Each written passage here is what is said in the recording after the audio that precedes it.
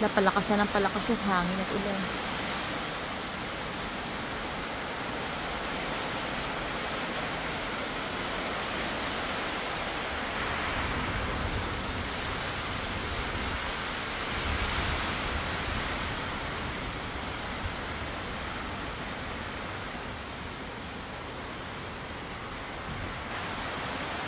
So, hindi tayo makatulog kasi nga malakas daw yung bagyo kaya kailangan ko talagang magbantay.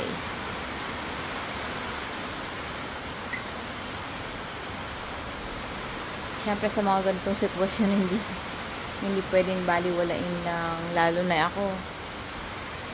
Wala naman kaming kasamang lalaki dito sa bahay. So, lakas na ng hangin. Dito po ako sa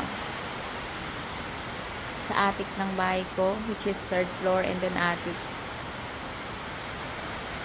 Sa akin sana okay lang yung yung maulan, wag lang mahangin talaga.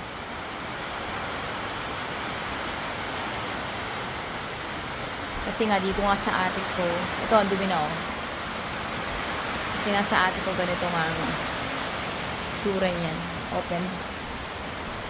open siya.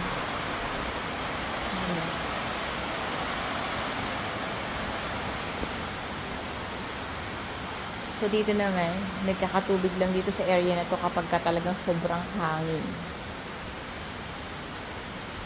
Pero pwede ko naman siyang takpan. May malaki naman akong pangtakip dito sa taas.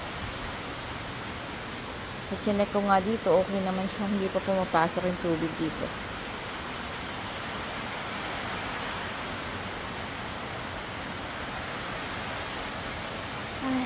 Check ko na lang ulit mamaya.